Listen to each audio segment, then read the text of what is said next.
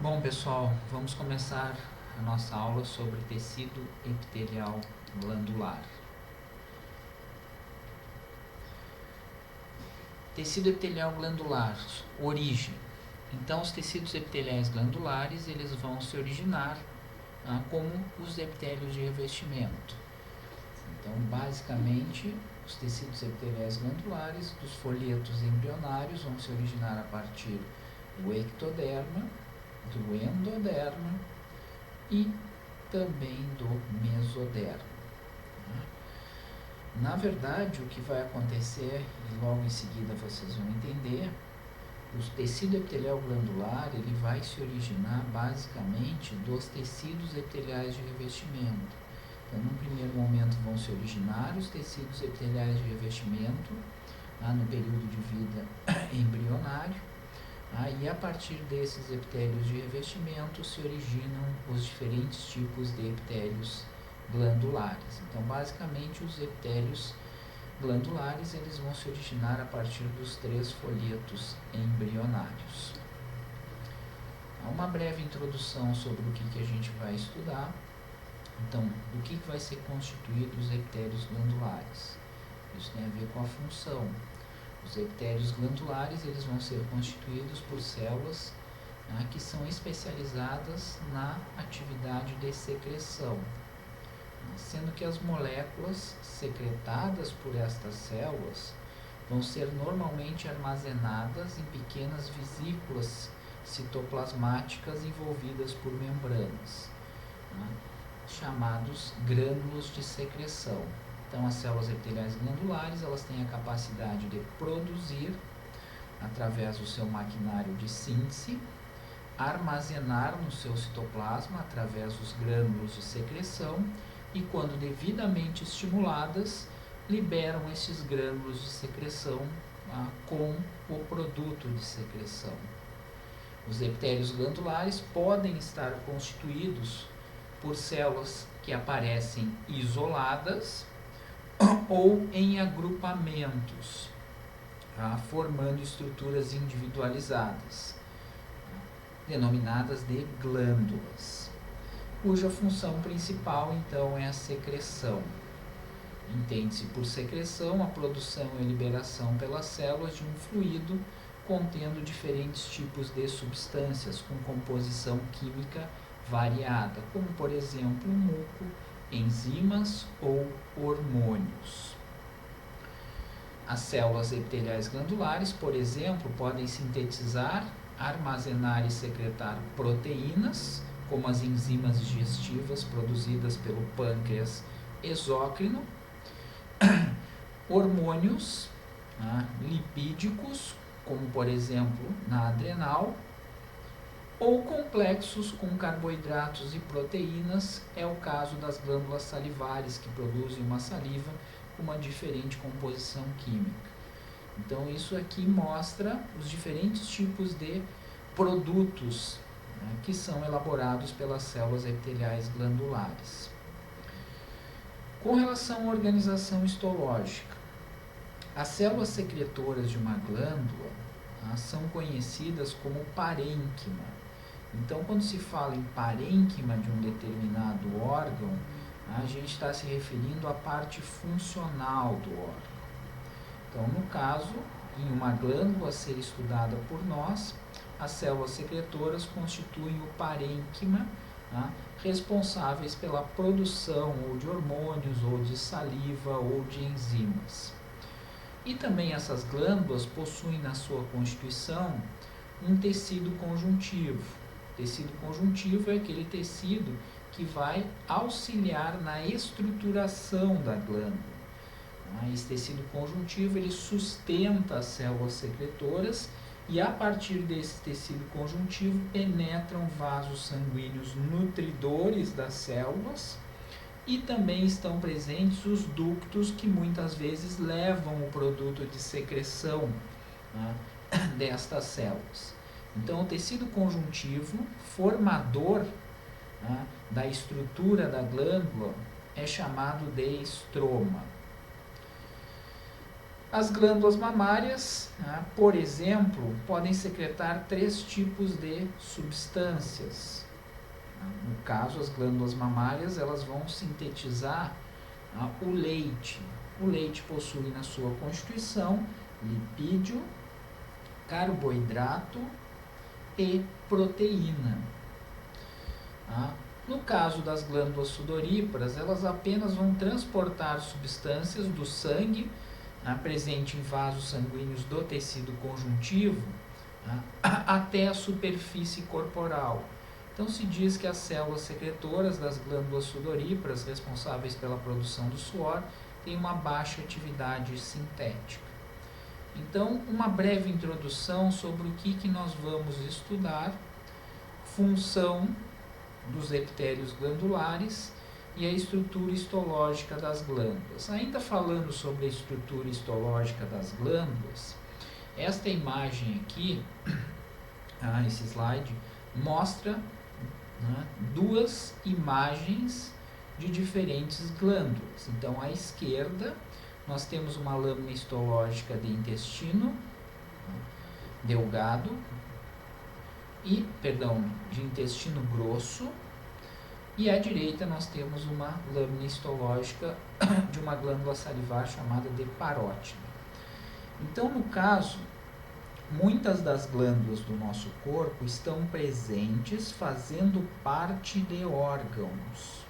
Na maior parte das vezes, nós vamos ver que essas glândulas elas são classificadas como sendo simples. E são glândulas, na sua maior parte, também exócrinas. Então, muitas das glândulas estudadas por nós vão fazer parte da estrutura de determinados órgãos e liberam seu conteúdo de secreção na parte interna destes órgãos. Então, estas glândulas elas podem estar presentes em órgãos do trato digestório, como esôfago, estômago, intestino delgado, intestino grosso, traqueia, entre outros. E essas glândulas, então, elas estão presentes compondo a estrutura desses órgãos. Já no caso da parótida, ela possui uma estrutura um pouquinho mais complexa. A parótida funciona como se fosse um órgão, assim como as outras glândulas salivares maiores, a submandibular e a sublingual. Então, justamente essas glândulas, elas apresentam na sua constituição uma cápsula externa de tecido conjuntivo, que penetra para o interior da glândula, onde vocês podem ver aqui com uma coloração mais clara, dividindo esta glândula internamente em lóbulos. Então, o tecido conjuntivo é aquele tecido que vai auxiliar na estruturação da glândula. E no interior da glândula nós temos a parte funcional, composta por porções secretoras e ductos, que lançam o produto de secreção desta glândula até uma cavidade, no caso da glândula parótida, na cavidade oral. Então, basicamente, esse slide mostra para vocês que as glândulas elas podem estar presentes fazendo parte de órgãos, ou as glândulas elas são estruturadas como órgãos, no caso, obviamente, glândulas maiores.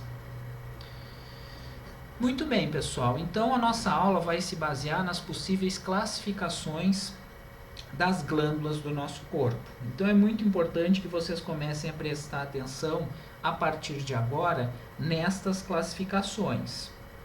E a primeira classificação que nós vamos falar é uma classificação que diz respeito à origem das glândulas. Então essa seria a principal classificação, aquela que vocês têm que saber com maiores detalhes. Então, como eu falei para vocês, as glândulas elas se originam a partir dos epitélios de revestimento. Então, no período de vida embrionária, os epitélios de revestimento eles começam a se formar. Em um determinado momento, as células epiteliais de revestimento em determinados locais, elas começam a proliferar para o tecido conjuntivo subjacente e começam a se multiplicar, certo? Posteriormente, após esse período de divisão e multiplicação para o tecido conjuntivo subjacente, estas células elas vão começar a se diferenciar, e isso vai acontecer no período de vida fetal. Ou seja, as células que se invaginaram para o tecido conjuntivo subjacente, elas sofrem um processo de diferenciação e de células epiteliais, células epiteliais de revestimento, elas passam a ser células secretoras. Então, nós temos o início da formação de uma glândula nesse momento. E a partir desse momento, nós podemos ter uma divisão. Nós podemos ter a formação ou de glândulas exócrinas ou de glândulas endócrinas. Então, no caso, quando há formação de uma glândula exócrina, o que vai acontecer? Notem, aqui em amarelo, as células secretoras elas já estão formadas. Essas células secretoras elas vão produzir um determinado produto de secreção. Esse produto de secreção ele vai ser liberado e, através de um ducto formado por células epiteliais de revestimento, é lançado em alguma superfície corporal. Então, uma glândula exócrina sempre apresenta na sua constituição células secretoras e um ducto formado por células epiteliais de revestimento que serve para transportar o produto de secreção até uma superfície corporal. Já quando há formação de uma glândula endócrina, o que vai acontecer? Se rompe a comunicação entre as células secretoras, em amarelo aqui ou aqui, com o epitélio de revestimento que lhe deu origem. No caso, quando é rompida essa comunicação, não há formação do ducto. As células secretoras se organizam de uma determinada maneira no tecido conjuntivo subjacente, e lançam o seu produto de secreção no interior de vasos sanguíneos que estão presentes no tecido conjuntivo.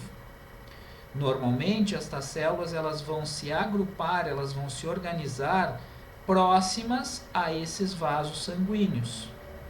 Então, no caso, nós temos a formação de uma glândula endócrina. Então, diferenças básicas entre glândulas exócrinas e endócrinas. Em uma glândula exócrina, vocês têm as células secretoras e, em continuação, vocês têm um ducto formado por células epiteliais de revestimento. O ducto transporta o produto de secreção até uma superfície corporal. Já em uma glândula endócrina, não há formação do ducto e as células secretoras formadas liberam o seu produto de secreção em vasos sanguíneos. Este produto de secreção é conhecido como hormônio. Então, classificação quanto à origem. Quanto à origem, uma glândula pode ser classificada como sendo exócrina ou endócrina. Nas glândulas exócrinas, células secretoras secretam e liberam um produto de secreção que é lançado através de um ducto até uma superfície corporal. Já nas glândulas endócrinas, as células secretoras liberam o produto de secreção no interior de vasos sanguíneos presentes no tecido conjuntivo. Um segundo tipo de classificação diz respeito quanto ao número de células que formam uma glândula. Então, quanto ao número de células, uma glândula pode ser classificada como sendo unicelular ou multicelular. Então, no caso de uma glândula unicelular, o que isso quer dizer? Na verdade, uma única célula compõe a glândula. Exemplos que temos de glândulas unicelulares. As células caliciformes, aqui, presentes por entre células epiteliais de revestimento, do epitélio respiratório e do epitélio intestinal. Estas células, elas liberam o seu produto de secreção, no caso um muco, diretamente na luz dos órgãos do trato respiratório ou do trato digestório. Então, uma única célula libera diretamente através do seu citoplasma o produto de secreção no interior de determinados órgãos. No caso, foi utilizado um corante especial para corar o citoplasma das células caliciformes aqui presentes, certo? Localizadas por entre as células epiteliais de revestimento do intestino delgado. Já as glândulas multicelulares, elas são compostas por mais de uma célula e apresentam uma organização um pouquinho mais complexa. No caso aqui, vocês visualizam várias células caracterizadas como sendo mucosas, pois o citoplasma ele não cora, está cheio de muco, não foi utilizado corante especial para essa célula mucosa. E no caso aqui, vocês estão visualizando a presença de um ducto que leva o produto de secreção dessas células até uma cavidade corporal. Então, vocês têm várias células mucosas, tá, constituindo a estrutura histológica dessa glândula. Também constituindo a estrutura histológica dessa glândula, nós temos a presença de ductos. Portanto, uma glândula formada por muitas células. Então, aqui ó, o exemplo que nós temos de glândula unicelular, a nossa amiga célula caliciforme, presente no caso aqui no intestino delgado. Então foi utilizada uma técnica de coloração especial para corar o citoplasma dessa célula. Notem que o citoplasma dessa célula está repleto de muco, esse corante corou todo o muco presente no interior da célula. Os núcleos dessa célula se encontram na parte basal. Notem porque o nome de célula caliciforme, ela tem o formato como se fosse de um cálice. Então, essas células aparecem no intestino delgado, no intestino grosso e também no epitélio respiratório. Então, aqui está um desenho esquemático das células caliciformes, forma de cálice. Os núcleos se apresentam nas porções basais, sendo que a maior parte das organelas está ao redor do núcleo. Uma grande quantidade de retículo endoplasmático, apresenta também um Golgi desenvolvido, e a maior parte do citoplasma é tomado por grânulos grandes, ou vesículas, como queiram, contendo uma grande quantidade de muco. Quando devidamente estimulado, essa célula libera através da sua superfície apical o muco no interior de determinados órgãos. No caso aqui, vocês estão vendo uma lâmina histológica corada por HE, certo? E notem que o citoplasma da célula caliciforme não cora quando nós utilizamos esses dois corantes. O citoplasma está totalmente carregado de muco, então notem aqui que o muco justamente não cora, certo? Então isso é uma característica das células caliciformes visualizadas por HE. Muito bem.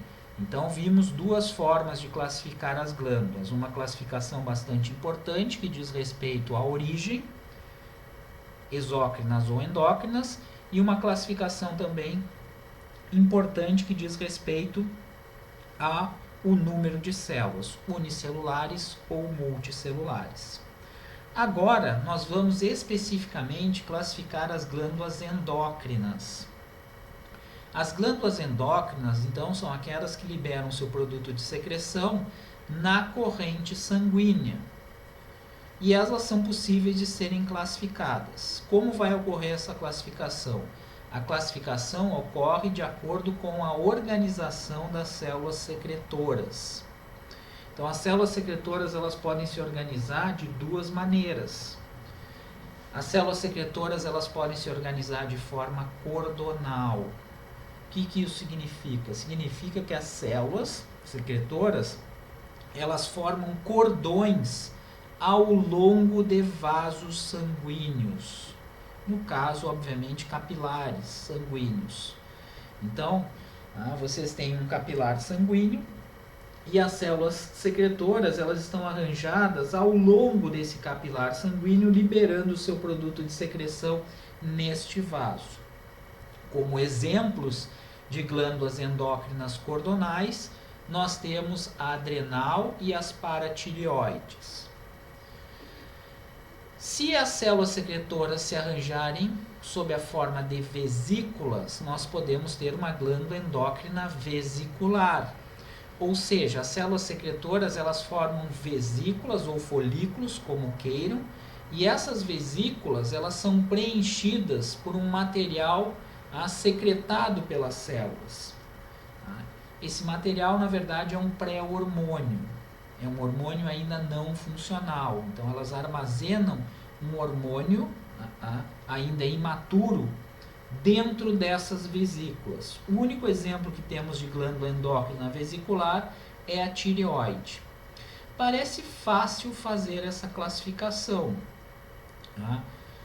Porém, em lâminas histológicas, esta classificação é de difícil caracterização quando nós temos as glândulas endócrinas cordonais. No caso aqui à esquerda, vocês têm uma lâmina histológica de um corte de paratireoide em um menor aumento. Então, corados pela hematoxilina, vocês têm os núcleos das células secretoras, aqui, no menor aumento. E mais corado pela eosina, essas regiões que vocês veem aqui, significam a presença muitas vezes de vasos sanguíneos. Então as células secretoras, elas se organizam sob a forma de cordões ao longo desses vasos sanguíneos. Em um corte histológico, muitas vezes esses cordões, eles são de difícil caracterização. Lembrem que os limites celulares, eles não são percebidos.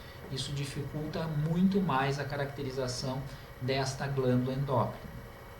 No caso à direita de vocês têm aqui a imagem de um corte histológico de tireoide.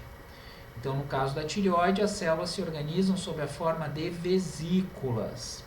Então, aqui vocês têm uma vesícula, aqui vocês têm outra vesícula, acompanhando a setinha, certo? Também as células secretoras apresentam a forma cúbica. Para todas as glândulas endócrinas, as células apresentam a forma cúbica. No interior da vesícula, nós temos aqui uma substância mais corada pela eosina. Essa substância é chamada de coloide e, na verdade, é o hormônio da tireoide que se encontra na sua forma inativa. Por entre as vesículas, nós temos um tecido conjuntivo de difícil caracterização. Da mesma forma, por entre os cordões, nós temos também um tecido conjuntivo de difícil caracterização. Então, o tecido conjuntivo ele auxilia na estruturação das glândulas endócrinas. Essas glândulas endócrinas apresentam uma cápsula externa de tecido conjuntivo, que penetra para o interior da glândula, muitas vezes dividindo a glândula internamente em lóbulos, que podem ser completos ou incompletos. Então, o tecido conjuntivo forma o estroma da glândula, enquanto que as células secretoras formam o parênquima da glândula. Então, aqui o diagrama de um corte histológico de uma glândula endócrina cordonal. Então, vocês têm as células aqui dispostas em cordões, acompanhando o trajeto de capilares sanguíneos. O produto de secreção é lançado diretamente no interior desses vasos sanguíneos. Quando os limites celulares eles conseguem ser percebidos, essa disposição em forma de cordões fica mais fácil de ser caracterizada. Como o trajeto dos vasos sanguíneos é bastante sinuoso no interior da glândula, a forma cordonal é muito difícil de ser caracterizada. Então, exemplos de glândulas endócrinas cordonais. Glândula adrenal. Histologicamente, a adrenal é dividida em duas regiões, região cortical e a região medular. Em todas as regiões, as células estão dispostas sob a forma de cordões, por isso trata-se de uma glândula endócrina cordonal. Apresenta uma cápsula externa de tecido conjuntivo, esse tecido conjuntivo ele penetra para o interior da glândula, dividindo a glândula internamente em lóbulos. E no interior da glândula nós temos os cordões. Histologicamente, a região cortical é dividida em três: zona glomerulosa, zona fasciculada e zona reticulada. Notem que a morfologia das células é diferente, elas são morfologicamente diferentes, e a disposição dos cordões também vai ser um pouquinho diferente. Mas as células em todas as regiões estão dispostas sob a forma de cordões, e essas células liberam seus hormônios para o interior de vasos sanguíneos. Na região medular, as células elas são bem maiores e os capilares sanguíneos eles apresentam um diâmetro maior. Isso pode ser observado nas lâminas histológicas. Diferentes tipos de hormônios são produzidos por estas células. Então, na zona glomerulosa, a aldosterona vai ser produzida. Na zona fasciculada, o cortisol vai ser produzido. E na zona reticulada, hormônios sexuais fracos vão ser produzidos. Enquanto que na região medular, epinefrina e norepinefrina vão ser produzidos e lançados no sangue. Esses hormônios atuam em longas distâncias. Os cordões, nas lâminas histológicas, eles são difíceis de serem caracterizados, como vocês podem visualizar à direita. Então, vocês têm as diferentes regiões, no caso aqui, zona glomerulosa, zona fasciculada e zona reticulada. Aqui, aqui para baixo, zona reticulada. Células dispostas sob a forma de cordões, por entre os cordões vasos sanguíneos, e os hormônios são liberados nesses vasos sanguíneos. Na zona medular também hormônios são produzidos, as células aqui elas são maiores. Então, uma lâmina histológica aqui de adrenal. Aqui, mais externamente, vocês têm a cápsula, região cortical, região medular. Em todas as regiões, as células estão dispostas sob a forma de cordões. Em um maior aumento, a zona glomerulosa, os cordões são na forma de arcos. Os capilares sanguíneos estão aqui. Na zona reticulada, as células coram mais pela eosina, o seu citoplasma. Os cordões eles são mais desorganizados. E na zona fasciculada, que é a região intermediária da cortical, os cordões eles são mais retilíneos. E os capilares apresentam um trajeto mais retilíneo, o produto de secreção é lançado para esses capilares sanguíneos. Já na região medular, os capilares eles apresentam uma luz mais ampla, e as células são de diferentes tipos e produzem os hormônios que são lançados nesses capilares. A adenohipófise também é considerada como sendo uma glândula endócrina cordonal. Então, na verdade, a hipófise é formada por duas partes, a adenohipófise e a neurohipófise. Mas somente a adenohipófise, aqui à esquerda, é considerada como sendo uma glândula endócrina cordonal. Possui uma cápsula externa de tecido conjuntivo, aqui numa imagem histológica, certo? Então, e aí vocês têm a adenohipófise à esquerda, ou lobo anterior, e a neurohipófise, ou lobo posterior à direita. Então, aqui nós temos basicamente a glândula endócrina cordonal.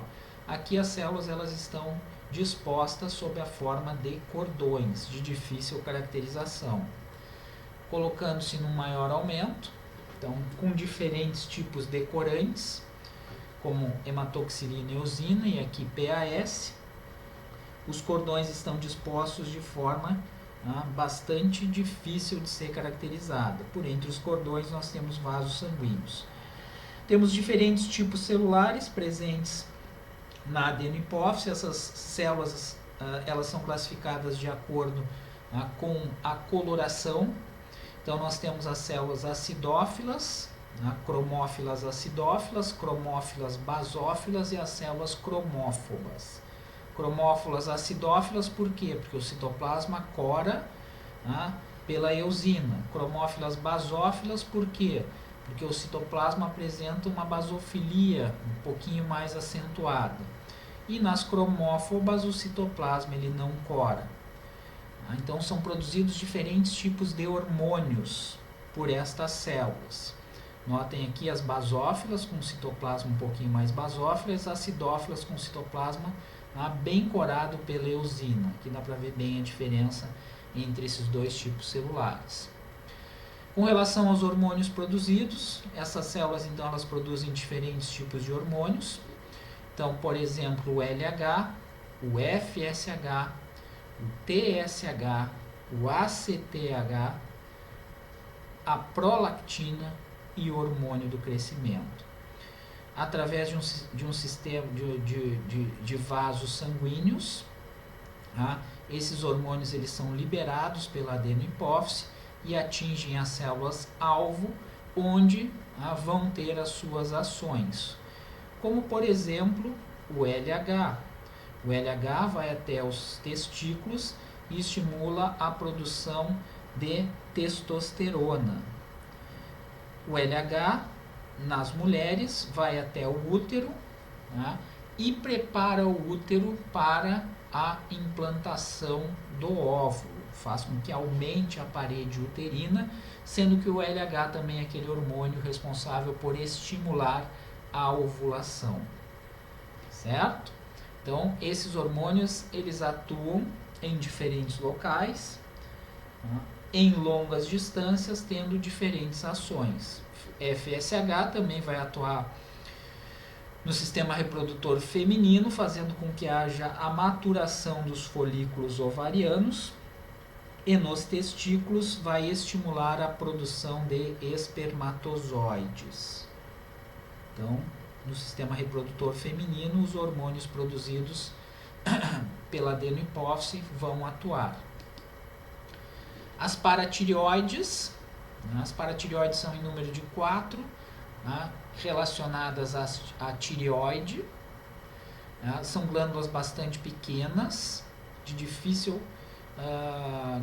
caracterização, às vezes em lâminas histológicas. Possuem, como todas as demais glândulas endócrinas, uma cápsula de tecido conjuntivo externa e que penetra para o interior da glândula, separando a glândula internamente em lóbulos. E dentro da glândula nós temos os cordões de células. Esses cordões de células são de difícil caracterização. Os vasos sanguíneos se apresentam aqui, no caso os capilares, os hormônios são liberados justamente para esses vasos sanguíneos. O hormônio produzido é o parato-hormônio, que atua na regulação dos níveis de cálcio no sangue. À medida que o indivíduo vai envelhecendo, as paratireoides elas vão, de uma determinada maneira, evoluindo. Diminui o número de células secretoras e aumenta a quantidade de tecido conjuntivo e tecido adiposo no interior da glândula, como vocês podem ver aqui à esquerda. Mas a paratireoide é considerada uma glândula endócrina cordonal, isso que vai nos interessar. A pineal é uma glândula que apresenta uma localização mais complexa no interior do cérebro, de difícil obtenção, e é caracterizada como sendo uma glândula endócrina cordonal. Possui uma cápsula externa de tecido conjuntivo, que não aparece aqui nas imagens, e as células secretoras, sob a forma de cordões, são chamadas de pinealócitos. Nós temos uma pouca quantidade de tecido conjuntivo, formando o estroma dessa glândula, e algumas células de origem nervosa, cujos núcleos aparecem aqui, fazendo parte da estruturação da glândula. Os pinealócitos, que são as células secretoras, são responsáveis pela produção de um hormônio chamado de melatonina, que regula o nosso ritmo circadiano. Então, notem que também aqui esses cordões eles são de difícil caracterização, pois quase nunca visualizamos os limites entre as células epiteliais glandulares. Como os capilares sanguíneos eles apresentam um trajeto sinuoso, essas delimitações elas não conseguem ser visualizadas. E finalmente temos o pâncreas. O pâncreas é uma glândula exócrina e endócrina ao mesmo tempo. Então, no caso aqui, nós vamos estudar a parte endócrina do pâncreas. Então, o pâncreas é um órgão que está relacionado ao intestino delgado, né? E a parte exócrina do pâncreas possui um ducto que se abre no intestino delgado. E a parte endócrina do pâncreas é representado pelas ilhotas pancreáticas. Então, por entre as células secretoras de enzimas que são lançadas através de um ducto no intestino delgado, então seria a parte exócrina do pâncreas, aqui estão as células secretoras e aqui está o ducto. Nós temos células endócrinas dispostas sob a forma de cordões. Estas células se organizam de modo cordonal em determinadas regiões do pâncreas e formam as chamadas ilhotas pancreáticas ou ilhotas de Langerhans. São formadas essas ilhotas por diferentes tipos celulares, cujos hormônios produzidos são a insulina e o glucagon. Então, a insulina e o glucagon são produzidos principalmente pelas células alfa e pelas células beta. Por entre as células secretoras, que estão dispostas sob a forma de cordões, nós temos vasos sanguíneos para onde é lançado o produto de secreção. Então, estes hormônios controlam as taxas de açúcar no nosso sangue. Uma imagem aqui histológica do pâncreas em um maior aumento já. Então, essas regiões mais coradas pela eosina representam os chamados ácidos pancreáticos, onde são produzidas as enzimas digestivas. Se refere, então, à porção exócrina do pâncreas. E esse aglomerado de células aqui, cujo citoplasma não cora tanto pela eosina, representa a ilhota pancreática. Os núcleos das células aparecem aqui, pouco corados pela hematoxilina. Não conseguimos identificar células alfa e células beta. Só através da imunohistoquímica podemos fazer essa caracterização.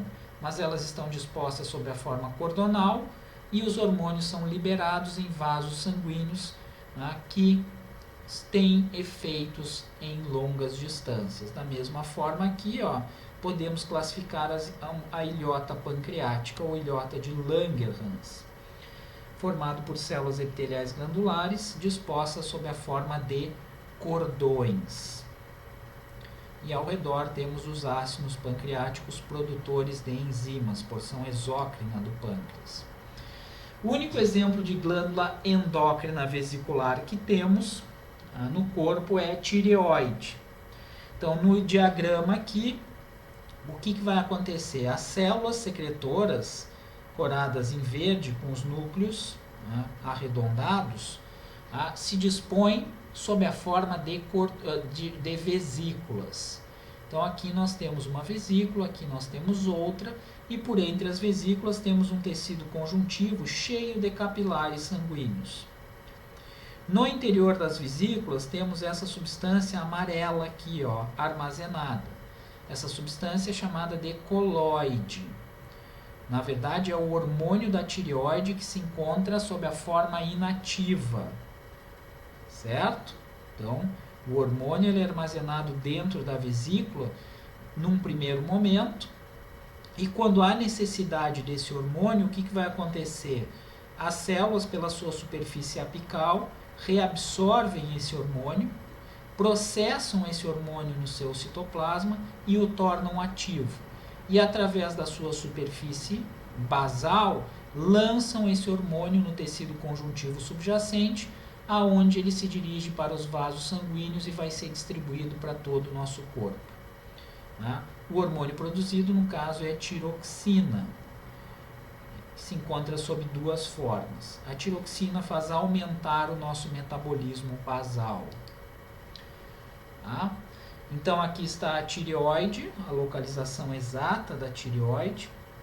Lembre-se que associada à tireoide nós temos as paratireoides, certo? Então, ela está em íntima associação com a traqueia, logo abaixo da laringe, formada por 2 lóbulos. E aqui a imagem histológica da vesícula. Então a vesícula ela é composta por células com formato cúbico, certo? Essas células elas secretam o hormônio tiroxina na sua forma inativa. Esse hormônio ele fica armazenado no interior da vesícula. Por entre as vesículas temos um tecido conjuntivo ricamente vascularizado. Quando há necessidade desse hormônio pelo nosso organismo, as células reabsorvem esse hormônio e lançam a tiroxina agora pronta para o sangue, fazendo com que haja um aumento do metabolismo basal. Então aqui estão as vesículas, ó. O hormônio inativo é chamado de coloide, e aqui está em um maior aumento a célula que forma as vesículas. Então aqui ela apresenta microvelocidades para aumentar o seu poder de reabsorção. O hormônio é reabsorvido, é processado em seu citoplasma, basicamente vai acontecer de uma forma bem grosseira um acréscimo de iodo a esse hormônio, e abaixo aqui nós temos o tecido conjuntivo com os vasos sanguíneos. Esse hormônio, quando pronto, quando o iodo for acrescido, ele se dirige ao sangue. Da mesma forma, em lâminas histológicas, então, a tireoide apresenta na sua estruturação uma cápsula de tecido conjuntivo externo que não aparece, penetra por interior da glândula, dividindo a glândula internamente em lóbulos. E aqui nós temos a presença das vesículas. As vesículas são formadas pelas células foliculares e o hormônio aparece no interior da vesícula sob a forma inativa. O tecido conjuntivo que está por entre as vesículas é de difícil caracterização. Então, como exemplo de glândula endócrina vesicular, nós temos a tireoide. Bastante importante, bastante interessante esse quadro aqui. Então, na histologia nós falamos apenas sobre a classificação das glândulas endócrinas, ou cordonais ou vesiculares. Importante que vocês saibam quais são as glândulas que se classificam desta maneira. Porém, lá na fisiologia vocês vão estudar todos os hormônios produzidos por essas glândulas, todas as suas funções, assim como o controle da síntese e liberação desses hormônios, certo? Então, os hormônios produzidos pela adenohipófise, os hormônios produzidos pela neurohipófise, que não vai nos interessar agora, os hormônios produzidos pela tireoide. Então, além das células foliculares, nós temos também na tireoide as células parafoliculares, que estão por entre os folículos, produzem a calcitonina, que também participa do controle das taxas de cálcio no sangue. Paratireoide produz o paratormônio, pâncreas produz a insulina e o glucagon, a adrenal produz a aldosterona, o cortisol, hormônios sexuais fracos, adrenalina e noradrenalina, e temos também, vamos estudar isso no segundo semestre especificamente, os ovários e os testículos também são órgãos responsáveis pela produção de hormônios, mas estes órgãos serão estudados quando vocês virem o sistema reprodutor. Muito bem. Vamos falar agora das glândulas exócrinas. Então, como podem ser classificadas as glândulas exócrinas? Duas características devem ser observadas para a classificação das glândulas exócrinas. Então, vocês vão observar a forma das porções secretoras. Então, as células secretoras elas podem se organizar de uma determinada forma, e o número de ductos. Então, uma glândula exócrina ela pode ser classificada quanto à forma das porções secretoras e quanto ao número de ductos. Lembre que uma glândula exócrina sempre apresenta na sua constituição células secretoras e um ducto. Através do ducto, o produto de secreção ele vai ser liberado em uma cavidade corporal. Então, quanto ao número de ductos? Uma glândula exócrina pode ser classificada como sendo simples ou composta. No caso das glândulas simples, elas apresentam na sua constituição apenas um único ducto. Já nas glândulas exócrinas compostas, aqui abaixo, vocês têm vários ductos ramificados na constituição da glândula. Então, no caso aqui, um ducto apenas, o ducto está mais clarinho, às vezes não aparece, mas apenas um ducto, a glândula é simples. mais de um ducto, a glândula é classificada como sendo composta. Então, no caso aqui, geralmente as glândulas simples, elas vão estar presentes fazendo parte de órgãos do nosso corpo. No caso, vocês têm uma lâmina de intestino grosso, o tecido epitelial de revestimento encontra-se presente aqui, como regra geral, abaixo de um tecido epitelial de revestimento tem um tecido conjuntivo, e nesse tecido conjuntivo encontram-se presentes glândulas exócrinas. Né? No caso, as chamadas glândulas intestinais. Então, essas glândulas apresentam apenas um único ducto que se abre na superfície interna do intestino grosso. Né? Ao longo do intestino grosso, nós temos várias glândulas intestinais. Então, aqui nós temos uma, aqui nós temos outra, aqui nós temos outra. Certo? As glândulas compostas, elas apresentam, na sua maior parte, uma estruturação mais complexa. Então, elas são como se fossem órgãos. Então, na sua estruturação, elas apresentam uma cápsula externa de tecido conjuntivo que penetra para o interior da glândula, dividindo a glândula internamente em lóbulos. Certo? Aqui em amarelo vocês veem os lóbulos. E lá no interior da glândula nós temos as porções secretoras e os ductos que levam o produto de secreção até uma superfície. Para isso, nós precisamos ter um sistema altamente ramificado de ductos. O exemplo que nós utilizamos é o cacho de uva, onde vocês têm aqui a parte comestível da uva, a porção secretora das células. E os raminhos do cacho de uva correspondem aos ductos. Então, para cada porção comestível da uva aqui, eu tenho um pequeno ducto que drenaria essa uva. Esses pequenos ductos passam para ductos maiores e esses ductos passam para um ducto comum. As características desses ductos são variadas, então vocês têm desde ductos bem pequenininhos até ductos maiores, sendo que esses ductos maiores estão localizados nos septos de tecido conjuntivo, como vocês podem ver aqui no menor aumento, certo? Então, por isso se diz que essa glândula é uma glândula exócrina composta, porque apresenta vários ductos na sua estruturação. Também as glândulas exócrinas, elas podem ser classificadas de acordo com a forma das porções secretoras.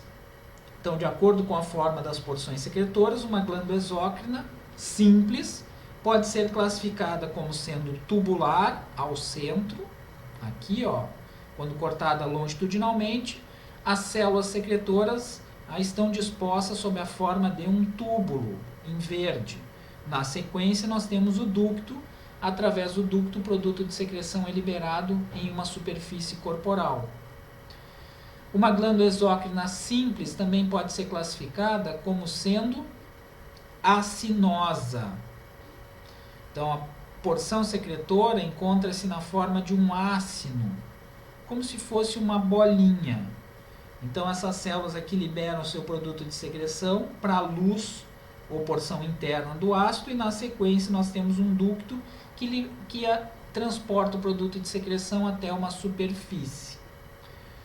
Também uma glândula exócrina simples pode ser classificada como sendo tubular enovelada. Então, a porção secretora é na forma de um túbulo todo enrolado para o interior do tecido conjuntivo.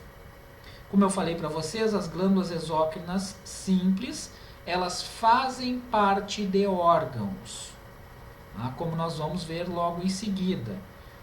Elas não formam órgãos. Essas mesmas glândulas, elas podem ser ramificadas, no caso das tubulares e também das acinosas, ou seja, vocês podem ter mais de uma porção secretora, porém apenas um único ducto para essas porções secretoras que levam o produto de secreção até uma superfície corporal. Já as glândulas compostas, elas podem ser classificadas como acinosas, no caso as porções secretoras são apenas acinosas, tubulares, quando as porções secretoras são apenas na forma de túbulos, ou em uma glândula exócrina composta, vocês têm porções secretoras na forma de ácinos e também na forma de túbulos, sendo classificada como sendo uma glândula exócrina túbulo-acinosa. Então aqui os exemplos que nós temos, tá, das classificações das glândulas exócrinas. Em verde nós temos aqui as células secretoras e em roxo nós temos os ductos. Então quando a porção secretora é na forma de um túbulo, temos uma glândula exócrina tubular, simples, apenas um único ducto. A glândula ela pode ser tubular simples ramificada. Notem, apenas um único ducto e várias porções secretoras na forma de túbulos. A glândula pode ser classificada, no caso da simples, como sendo exócrina tubular enovelada. Então, porção secretora na forma de um túbulo que se enrola, tá? Apenas um único ducto. A glândula exócrina simples pode ser classificada como acinosa, porção secretora na forma de um ácino, como se fosse uma bolinha, apenas um único ducto, ou acinosa ramificada, várias porções secretoras na forma de um ácino e apenas um único ducto que transporta o produto de secreção até uma superfície. Já as glândulas exócrinas compostas apresentam vários ductos na sua constituição.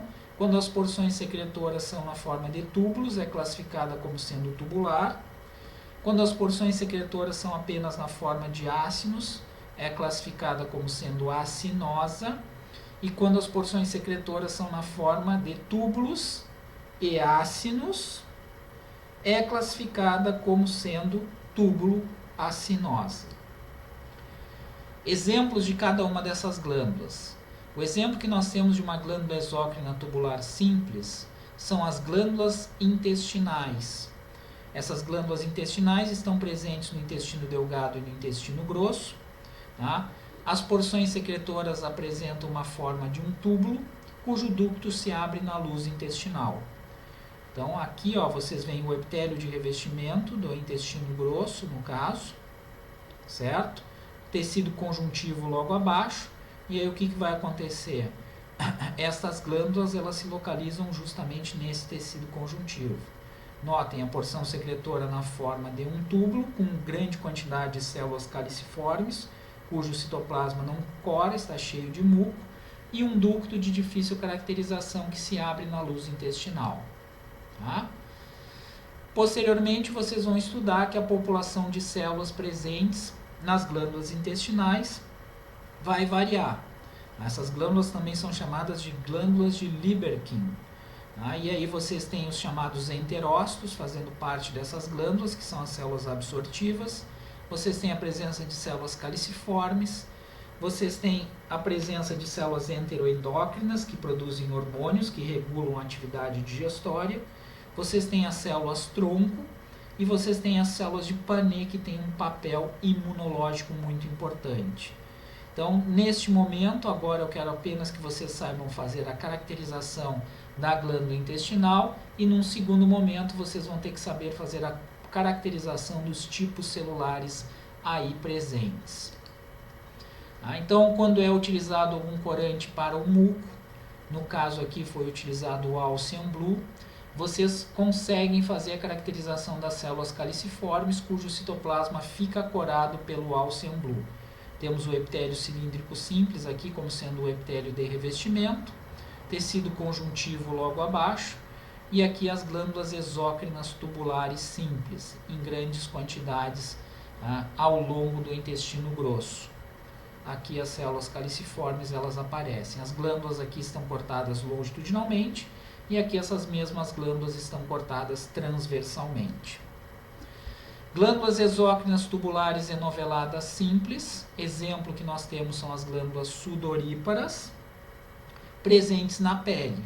Então temos o tecido epitelial de revestimento, e no tecido conjuntivo abaixo temos a porção secretora, em verde aqui dessa glândula, organizada como se fosse um túbulo todo enrolado no tecido conjuntivo subjacente.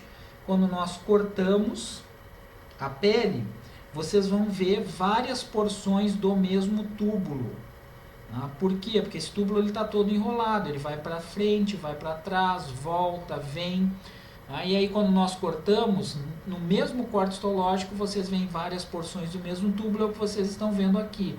Então tudo isso aqui, ó, que vocês estão visualizando na imagem, é uma glândula exócrina tubular enovelada simples.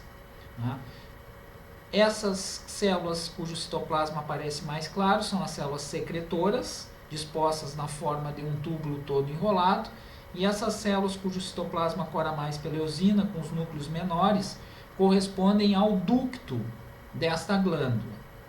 De difícil caracterização, estão localizadas nas peles as glândulas sudoríparas.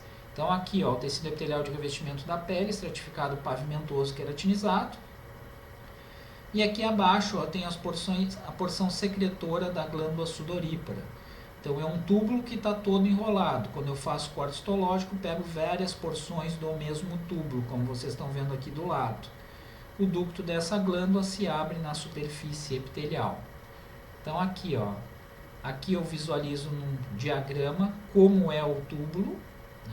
Notem, a porção, aqui em vermelho eu tenho o ducto e aqui a porção secretora toda enrolada. Quando eu faço o corte histológico, o que acontece? Ó? Pego várias porções do mesmo túbulo e algumas porções do ducto que também está enrolado.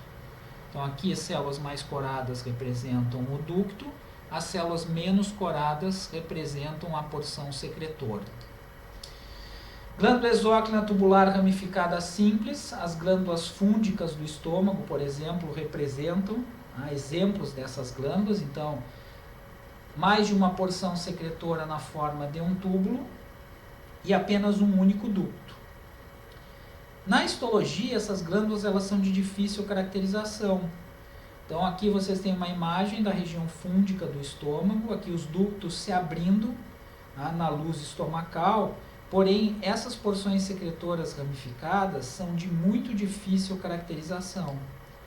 Então, nas diferentes regiões do estômago, anatomicamente, vocês estão vendo aqui, ó, todas as glândulas são classificadas como sendo exócrinas tubulares ramificadas simples. As porções secretoras, como vocês podem ver, são na forma de túbulos. Então, na região do corpo aqui, isso é mais fácil de evidenciar. Esses túbulos eles são ramificados e apenas um único ducto que se abre na superfície estomacal. Como eu falei para vocês, na histologia isso é de difícil caracterização e posteriormente vocês vão ver que o epitélio, as células que estão presentes nessas glândulas também são de diferentes tipos. Então vocês teriam aqui as células que compõem o ducto, no caso, e as células secretoras logo abaixo. Então uma glândula exócrina tubular ramificada simples, como vocês podem visualizar. E aí vocês têm as células de superfície que produzem um muco que protege a mucosa gástrica. Células de superfície produzem muco, as células mais abaixo que fazem parte da glândula, que também produzem muco, são as células do colo. Células parietais e células principais que secretam ácido clorídrico pepsinogênio,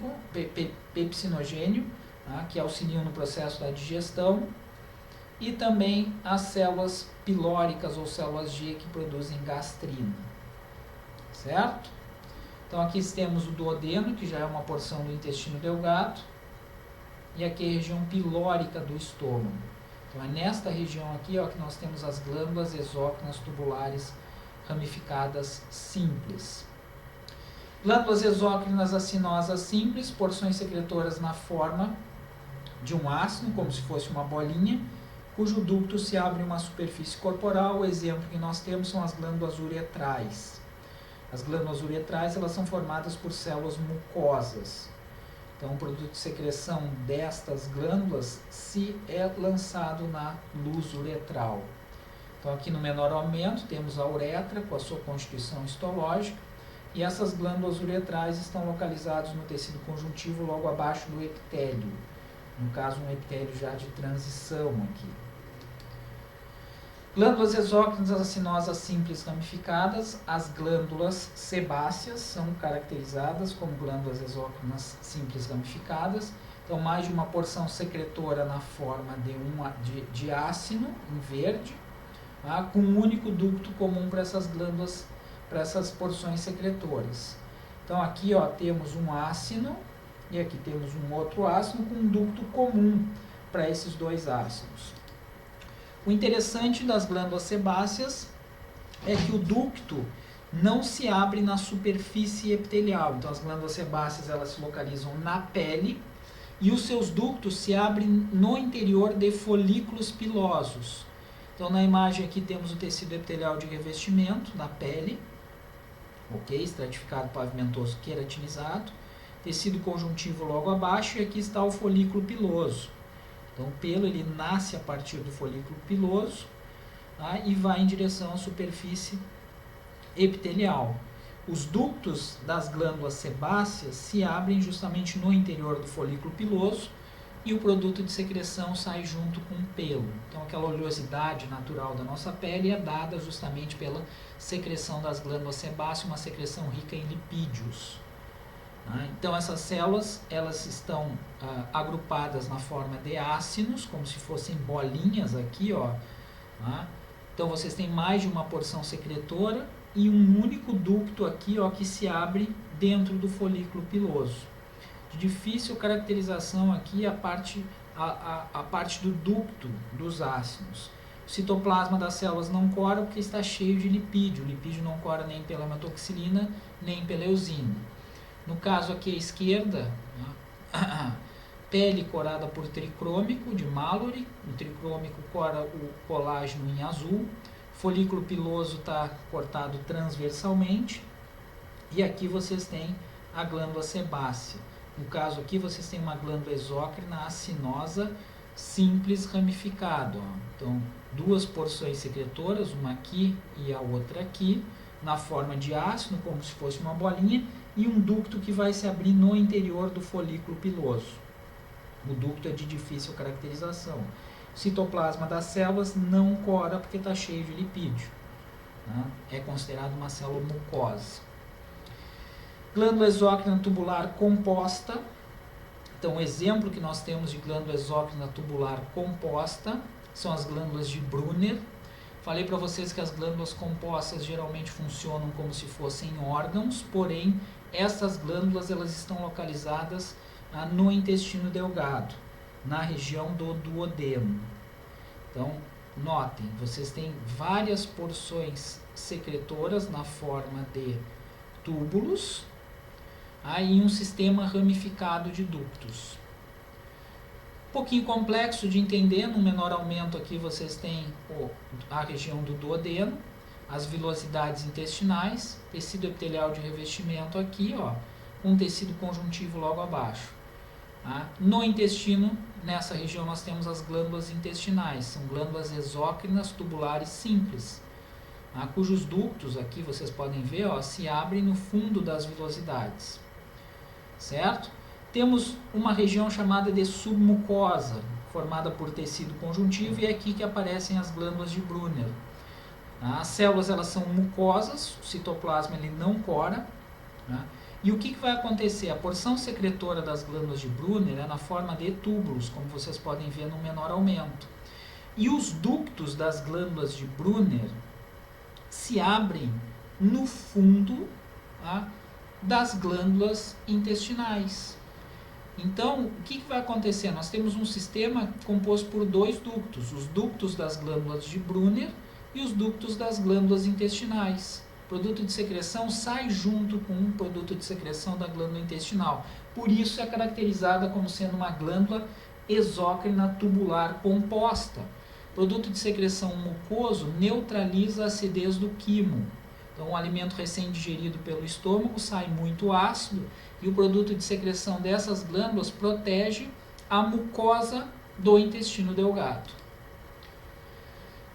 Muito bem. Agora vamos para aquelas glândulas exócrinas compostas que funcionam como se fossem órgãos.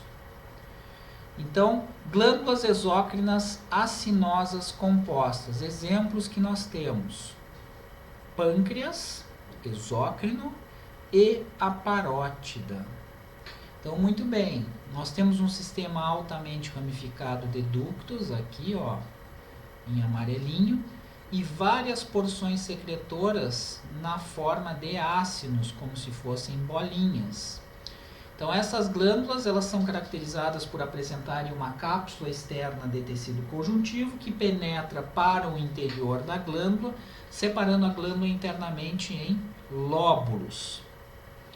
Ok?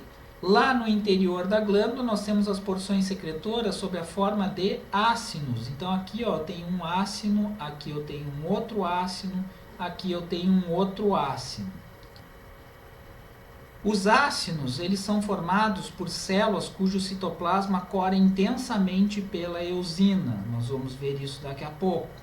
Os núcleos das células se encontram presentes aqui. Então vocês têm como se fossem a formação de bolinhas, várias porções secretoras na forma de bolinhas, cujo ducto inicial apresenta-se aqui, apontado pela seta, um ducto muito delgado de difícil caracterização. Esses pequenos ductos, eles vão se reunindo para formar ductos maiores. Vocês têm aqui um ducto chamado de estriado. Ductos esses formados por células epiteliais de revestimento. Esses ductos maiores, que são os ductos estriados, se unem no tecido conjuntivo dos septos, tá, para formar um ducto comum, através do qual as enzimas digestivas produzidas pelo pâncreas, tá, são liberadas no intestino delgado, auxiliando no processo de digestão. Então vocês têm várias porções secretoras, produtoras de enzimas, e um sistema altamente ramificado de ductos que leva o produto de secreção até o intestino delgado. Também é exemplo de glândula exócrina acinosa composta a parótida, aqui ó, localizada na cavidade oral. Através de um ducto comum, produto de secreção da parótida, no caso a saliva, muito rica em enzimas digestivas, é lançada na cavidade oral. Então aqui vocês têm uma imagem em menor aumento da parótida, possui uma cápsula externa de tecido conjuntivo, que não aparece em todo o corte histológico. O tecido conjuntivo penetra para o interior da glândula, separando a glândula internamente em lóbulos. No interior dos lóbulos nós temos as porções secretoras, que na sua maior parte são acinosas, como vocês podem ver aqui no maior aumento. Então a bolinha que é ela mencionada por mim. Difícil visualizar aonde inicia o ducto do ácino. Formado por células serosas, ou seja, células que produzem proteínas, cujo citoplasma cora bem pela eosina. Aqui vocês visualizam os núcleos das células que formam os ácinos, por entre os ácinos tecido conjuntivo. Tá? Desses ductos pequenininhos, o que vai acontecer? O produto de secreção, no caso uma saliva muito rica em enzimas digestivas, passa para ductos maiores, formados por células epiteliais de revestimento. Esses ductos maiores são chamados de ductos estriados. No caso, formado por um epitélio cilíndrico, aqui ó. Então vocês têm um sistema altamente ramificado de ductos, vistos esses ductos estriados aqui ó, num menor aumento em grandes quantidades. Ok? Então, voltando ao pâncreas, glândula exócrina acinosa composta. Então vocês têm aqui a estrutura do pâncreas, no menor aumento, formado por porções secretoras na forma de ácidos, que liberam seu produto de secreção através de ductos, que vão se reunindo para formar um ducto comum. E aí esse ducto comum, em um determinado momento, se une com o ducto que traz o produto de secreção da vesícula biliar. Vocês têm o ducto aqui pancreático comum, que lança o produto de secreção no intestino delgado. Então lá no pâncreas nós temos porções secretoras na forma de ácinos, aqui ó, uma bolinha. Produzem enzimas, essas células formadoras dos ácidos, que saem por um ducto pequenininho, chamado de ducto intercalar, cujos núcleos das células aparecem mais claros aqui, ó. E desses ductos intercalares passam para ductos maiores, chamados de ductos intercalares, Vocês têm, na verdade, os ductos, as células centroacinárias formam os ductos menores, posteriormente vocês têm os ductos intercalares, e dos ductos intercalares, o produto de secreção passa para ductos maiores, localizados nos septos de tecido conjuntivo, para a formação desse ducto maior aqui, acompanhando a seta comum. Então, o epitélio desses ductos vai variar desde um epitélio cúbico bem baixinho, até um epitélio estratificado cilíndrico, no caso desse ducto maior aqui. Então, vocês têm várias porções secretoras na forma de ácinos, e um sistema altamente ramificado de ductos. Glândula exócrina túbulo-acinosa composta, ou seja, porções secretoras na forma de túbulos e ácinos. O exemplo que nós temos é a glândula submandibular, uma glândula salivar maior também. Então, porções secretoras aqui em verde na forma de túbulos e na forma de ácinos. Como reconhecer os túbulos e os ácinos como porções secretoras? Notem, em vermelho aqui já no maior aumento. A estrutura histológica dessa glândula é a mesma, uma cápsula externa de tecido conjuntivo, penetra para o interior da glândula, separando a glândula internamente em lóbulos. O que nós temos dentro dos lóbulos? As porções secretoras, na forma de túbulos e ácinos. As células que formam os túbulos são células mucosas. O que isso quer dizer? As células mucosas produzem muco. Quando nós utilizamos hematoxilina e eosina, o citoplasma dessas células não coram, porque esse muco não é corado por nenhum dos corantes. Então notem, nós reconhecemos os túbulos, por quê? Porque o citoplasma das células que formam os túbulos não coram. Já os ácinos, letra A aqui, são formados por células serosas, produtoras de proteínas. O produto de secreção dos ácinos possui grande quantidade de enzimas que ajudam já a fazer o processo inicial de digestão na cavidade oral. Então, o que vai acontecer? O citoplasma das células que formam os ácinos cora muito pela eosina, é cheio de proteína armazenado. Então, os ácinos eles são reconhecidos porque os ácinos eles coram, e aí nós diferenciamos o que é ácino, o que é túbulo. Por isso, trata-se de uma glândula exócrina túbulo acinosa. Além disso, no interior dos lóbulos, nós temos a presença de ductos, que podem ser ductos menores, chamados de ductos intercalares, e ductos maiores, que são os ductos estriados, como acontece na parótida. Esses ductos eles confluem para os septos de tecido conjuntivo, aqui nessa região, para formar ductos maiores, e a partir daí vocês têm a formação de um ducto comum. Aqui está a submandibular. Este ducto, na verdade, ele vai se abrir na sublingual, que é uma outra glândula salivar maior, e os ductos da sublingual se abrem em vários pontos da cavidade oral. Então, o produto de secreção da submandibular vai sair junto com o produto de secreção da sublingual. Maior parte das porções secretoras na submandibular são de ácinos e menor proporção de túbulos. Então, os ácinos são formados por células serosas, os túbulos são formados por células mucosas cujo citoplasma não cora. Por entre as porções secretoras temos a presença de ductos, aqui aparece um ducto maior chamado de ducto estriado. Então, várias porções secretoras com diferentes formas e um sistema altamente ramificado de ductos fazendo a caracterização dessa glândula. Então, esses são os exemplos que nós temos de glândulas exócrinas. Também as glândulas podem ser classificadas de acordo com o mecanismo de secreção ou de acordo com o modo de secreção, como queiram. Então, de acordo com o modo de secreção, as glândulas elas podem ser classificadas como merócrinas. Exemplo, as células que produzem as enzimas digestivas do pâncreas ou as células acinares do pâncreas. O que isso quer dizer? Produto de secreção é liberado pela célula por exocitose sem perda de qualquer outro material celular, ou seja, Quando uma glândula é classificada como sendo merócrina, é liberado apenas o produto de secreção. Como vocês podem aqui, o produto de secreção sai através de vesículas para o meio externo, tá? Não temos perda nenhuma celular. Uma glândula ela pode ser classificada também como holócrina. Exemplo, glândula sebácea. Quando o produto de secreção é liberado, tá? Praticamente todo o citoplasma da célula é liberado junto. Sobram muito poucas organelas, tá? E a célula perde a sua capacidade de sobreviver.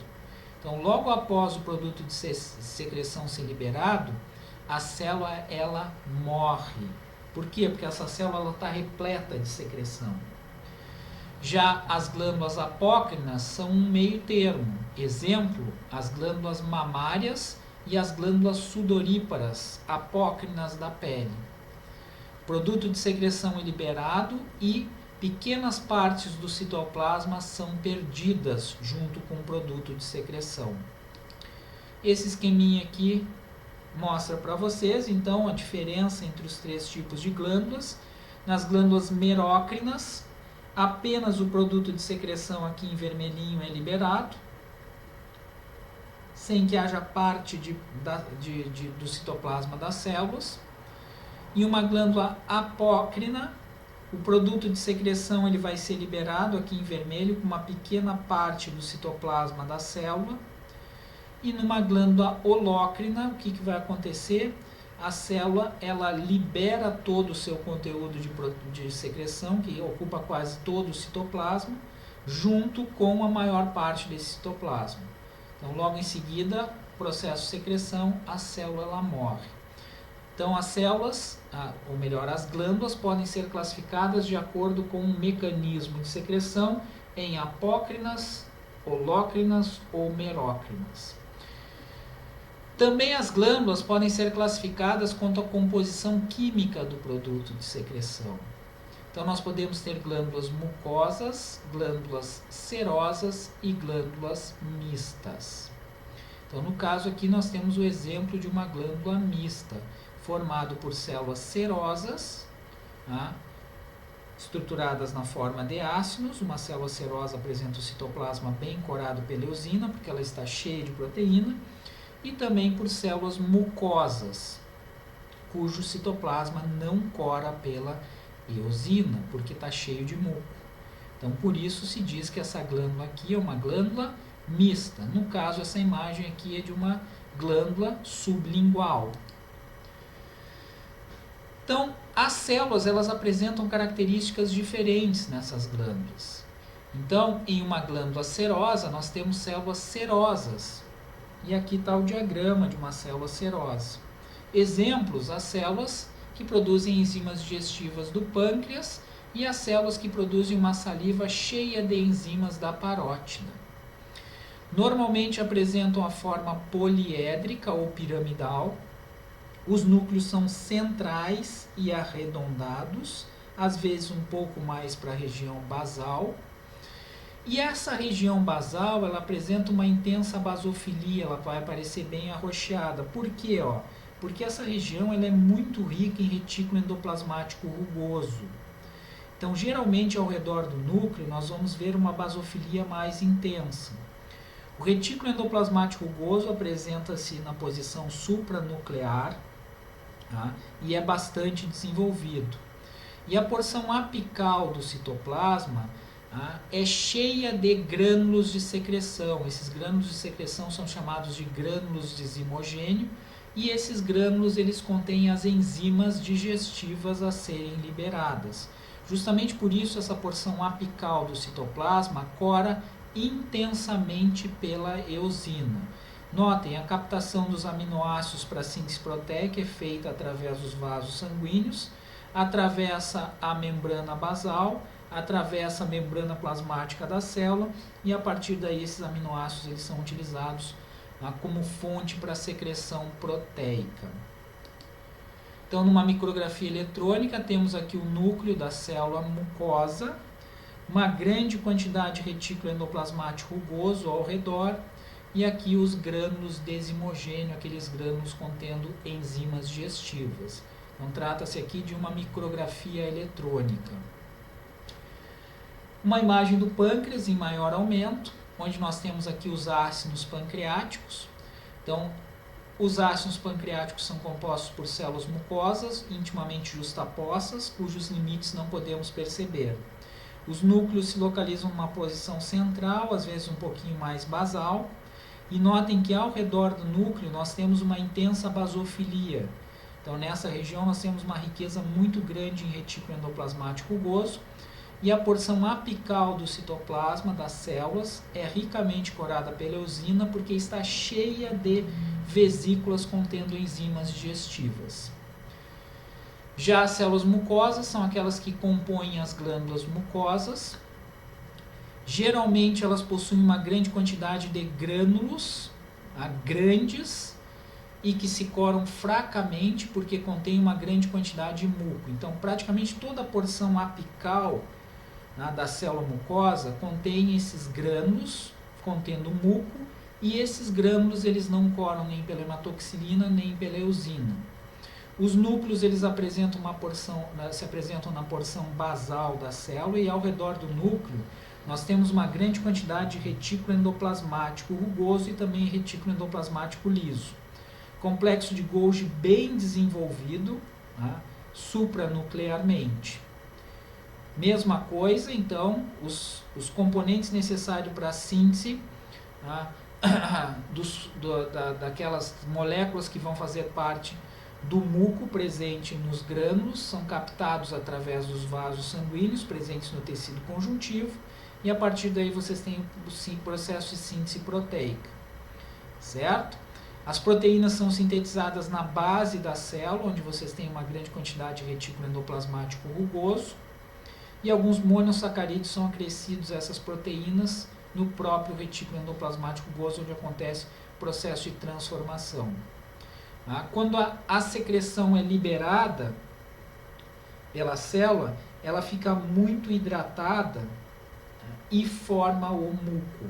Esse muco é um gel viscoso e lubrificante, liberados em algumas superfícies epiteliais, por exemplo. Muco apresenta uma grande variabilidade quanto à sua constituição química. Então, o muco produzido por células caliciformes, por exemplo, do intestino delgado, é bem diferente do muco produzido pelas células caliciformes presentes no epitélio respiratório. Então, aqui uma micrografia eletrônica de uma célula mucosa, cujo núcleo se apresenta aqui, certo? Ao redor do núcleo, uma grande quantidade de retículo endoplasmático rugoso. E na porção apical dessa célula, nós temos uma grande quantidade de vesículas contendo muco. Então, em uma glândula, nós podemos ter a presença de células mucosas. Aqui. Por entre as células mucosas, um tecido conjuntivo. Os núcleos apresentam-se numa posição mais basal. E quando a gente utiliza HE como corante, praticamente todo o citoplasma dessa célula não cora. Por quê? Porque está cheio de gotículas ou vesículas contendo muco.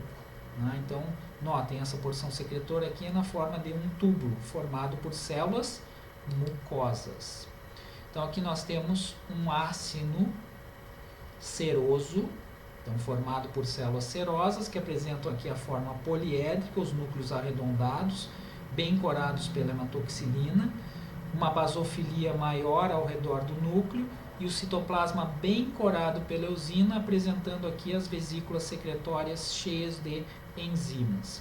Já aqui nós temos um ácino mucoso, então porção secretória na forma de um ácino, os núcleos das células serosas que formam esses ácinos apresentam-se numa posição basal, e praticamente todo o citoplasma das células não coram devido a esse citoplasma estar repleto de muco.